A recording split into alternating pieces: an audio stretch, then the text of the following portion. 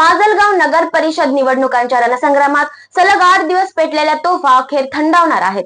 रात्री 10 वाजता प्रचारावर पडणार पडदा आणि 2 डिसेंबरला होणार मतांची खरी परीक्षा।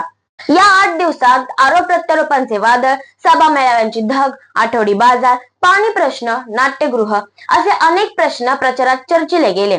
पक्षनिष्ठांमधील संघर्ष आणि यात संपूर्ण माजलगाव नमस्कार, मी अमृता आणि तुम्ही पाहत आहात महासंगर न्यूज। माजलगाव मध्ये निवडणूक प्रचाराचा शेवटचा दिवस होता आणि जणू काही सर्व पक्षांनी आपल्या संपूर्ण ताकदीचा उपयोग फुल पॉवरने केला। एकीकडे आमदार प्रकाश सोळंके आणि जयसिंग सोळंके यांच्या आक्रमक सभांनी शहर गाजवले, तर दुसऱ्या बाजूला सहाल चाऊस, मोहन जगताप आणि बाबूराव पोटभरे यांच्याकडून प्रत्युत्तरांचे गोळे धडाधड झाडले जात राहिले। यावेळी पोटभरे यांनी आमदार प्रकाश सोळंके यांना चांगलेच कोंडीत पकडले होते। बाबासाहेब आंबेडकरांनी सांगितलं, तुमचे फाटके कपडे असले तरी ते स्वच्छ आणि सुंदर असले पाहिजे। टायकोटामध्येच माझा बहुजन समाज रस्त्यावरती आला पाहिजे। ते म्हणतायत की माजलगाव शहराला 500 कोटी आणले, ते 500 कोटी कुठे आहेत, कुणाच्या घशात गेलेले आहेत, किती कॉन्ट्रॅक्टरला कुणी खंडण्या घेतल्या कॉन्ट्रॅक्टरकडून। खंडणी म्हणजे काय?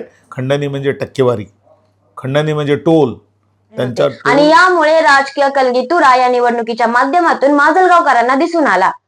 आमदार प्रकाश सोळंके यांनी सहाल चाऊसवर जेलमध्ये जाऊन आलेल्या व्यक्तीला पराभूत करा असा थेट इशारा देत मागच्या काळात निवडून दिल्यानंतर जो माणूस 9 महिने जेलमध्ये राहतो, भ्रष्टाचारामुळे राहतो, तो माणूस माजलगावच्या गल्ली बोळामध्ये तुझं माथ्यानं मतदान कसा मागू शकतो ते मला तरी कळत। मग सुनेच्या सासरी गेला, 10 लाख रुपये खर्चून सर्टिफिकेट घेऊन आला। तू काय खरा ओबीसी नाही साहेब भैया, तू कुरेशीचा हाक मारतोयस, अत्तराचा हाक मारतोयस, बागवानाचा हाक मारतोयस, पिंजारीचा हाक मारतोय। आज कचरापट्टीचं टेंडर कोणाकडे माहितीये का? नागपूरच्या प्रसिद्ध कंपनीकडे। नावाला काम कोण करते?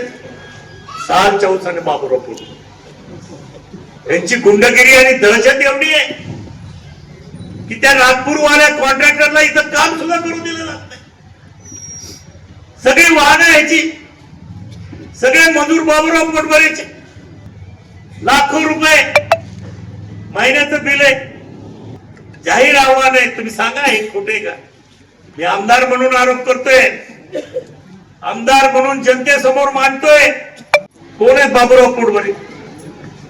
बाबूराव पोटभरे मी एका वेळेस जिल्हा परिषद मध्ये निवडलो, मी सभापती झालो पंचायत समितीचा, ते झाले समाज कल्याणचे। मी त्याच्यानंतर 5 वेळेस आमदार, आणि बाबूराव पोटभरे परत जिल्हा परिषदचा मेंबरही होऊ शकला नाही, पंचायत समिती नाही।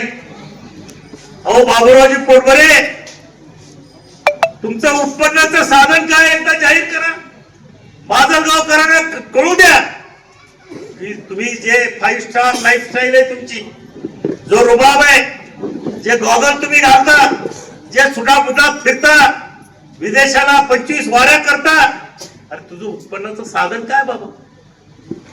काय तुझी शेतीबाडी आहे, काय व्यापार आहे, कुठला धंदा आहे? त्याचा एकच धंदा आहे, खंडणीचा धंदा। सोपा आणि सरळ, अधिकाऱ्याकडून खंडणी घ्यायची, गुत्तेदाराकडून खंडणी घ्यायची, जिथं तिथं दादागिरी करायची, उद्योगपतीकडून खंडणी घ्यायची। कुणी बांधकाम सुरू केलं त्या परिसरामध्ये तर ह्याच्या घराला म्हणे हादरे बस, लगेच याची माणसं आमच्या बाबूरावजींच्या घराला हादरे बस, खंडणी दिली, हादरे आपोआप बंद। हे यांच्या हातात द्यायची का ह्या लबाडांच्या? ही नगरपालिका या लबाडांच्या हाती तुम्ही देणार आहे का? भारी आरोप। यावरून सोळंकेंनीही मागे हटत पोटभरेंना खंडणीखोर म्हणत जोरदार प्रतिकार केला आणि लगेचच पोटभरेंचा पुन्हा पलटवार, टक्केवारी घेणारेच खरे खंडणीखोर, आणि मग निवडणूक आणखीनच तापली। खलील पटेल यांनी सहाल चाऊसवर 10 लाखात जात प्रमाणपत्र विकत घेतले आणि ओबीसी कसे काय झाले असा गंभीर आरोप केला। काय माहित की 10 लाख रुपये देऊन प्रमाणपत्र उपलब्ध करून आज ओबीसी मध्ये आणायला काय कारण नाही दादा त्याचं? जनतेचं मी तर त्याला खुद आवाहन केलं की त्यांनी, ते म्हणतो मुस्लिम समाजाचा मी नेता आहे, की त्यांनी मुस्लिम समाजासाठी 40 वर्षात काय केलं तर त्यांनी एक काम दाखवा, मी 1 लाख रुपये बक्षीस देतो कोणाला बी। आणि नुसतं मुस्लिम नेता आहे म्हणतो, आणि त्याचं काम हे आहे की मुस्लिम समाजात नुसतं भांडणं लावणे, ह्याच्या व्यतिरिक्त त्यांनी काही केलेलं नाही समाजासाठी. आणि श्यामनं सांगतो की मी आराम बोलले 100 कोटी दारा. मेहरुनबी पटेल यांच्या प्रचारासाठी उपमुख्यमंत्री अजित पवार यांची सभा झाली, परंतु सभेला अपेक्षेप्रमाणे गर्दी जमली नाही. त्यानंतर नवाब मलिक यांनी भाषण करत पक्षाला धार देण्याचा प्रयत्न केला, परंतु त्याचाही पाहिजे तितका प्रभाव दिसला नाही. भाजपाकडून पंकजा मुंडे यांनी उत्साह निर्माण केला, परंतु बीजेपीच्या अंतर्गत कलहामुळे तो उत्साह टिकू शकला नाही. शिवसेनेसोबत युती केवळ घोषणांपुरतीच, मैदानात मात्र युतीचा उगम दिसला नाही. शेवटी राज्याचे प्रमुख ओमप्रकाश शेटे यांनी मैदानात उतरत भाजपचा प्रचार तापवला. जीवावरती एवढं मोठं पद ताकदीनं सिद्ध करणाऱ्या देवेंद्रचा मी शिष्य म्हणून सांगतो. विकासाची गंगा डॉक्टरसाठी 535 कोटी,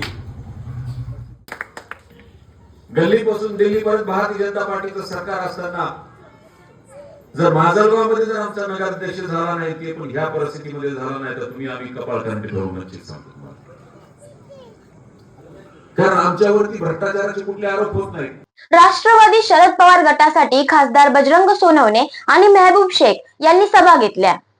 एकच मी तुम्हाला विनंती करणार आहे की आपले उमेदवार बघा, आपला अध्यक्ष पदाचा उमेदवार हा सुशिक्षित आहे, वेल क्वालिफाईड आहे, ग्रॅज्युएट आहे. नगर परिषद मध्ये कसं काम करायचं याचा वारसा घरात आहे, त्याच्यामुळे नगर परिषदची पूर्ण नाडी ना नाडी माहित असणारा हा आपला उमेदवार आहे. नगराध्यक्ष तसाच, आणि नगरसेवक तर काय बोलावं, एखाद्या आमदाराला इथल्या लाच दिली एवढा आपला हा आमदार आहे. आमदाराच्या पुढचा ऐसा जिताना है कि जो लोग साहल भैया का फॉर्म उड़ना बोल के कोशिश करे ना, उनके मुंह दिखाने के लिए 2 महीने वो घर के बाहर नहीं आना, इतने लीड से जिताना है. यांनी जबरदस्त ताकद दाखवली. दीर्घ अस्वस्थतेनंतर दयानंद स्वामी यांनी प्रकाश सोळंके यांच्या उपस्थितीमध्ये पक्ष प्रवेश करत वातावरणाला एक नवीन ट्विस्ट दिला. तर अशा वादळात, आरोपांच्या सरीत, सभा मेळाव्यांच्या तापात माजलगाव नगर परिषदेच्या निवडणुकीची राजकीय तोफ अखेर थंडावण्याच्या मार्गावर. रात्री 10 वाजता प्रचारावरती पडदा पडेल, पण खरी लढाई डिसेंबरला मतमोजणीत होणार. कोण बाजी मारणार, कोण होणार माजलगावचा नगराध्यक्ष, हे निवडणुकीनंतरच कळणार असले तरी जातीय समीकरणाचा विचार केला तर मेहरीन शिपात चाऊस यांचे पारडे जड दिसू लागले आहे. आज माजलगाव शहरात प्रत्येक पक्षाने रॅली काढली आणि या रॅलीमध्ये प्रत्येक पक्षाचे नेते सामील झाल्याचे दिसून आले. जर तुम्हाला व्हिडिओ महत्त्वपूर्ण वाटला असेल तर व्हिडिओला लाईक करा, शेअर करा आणि कमेंट करा. याचबरोबर अशाच वेगवान अचूक अपडेटसाठी फॉलो करायला विसरू नका महासंगर न्यूज. धन्यवाद.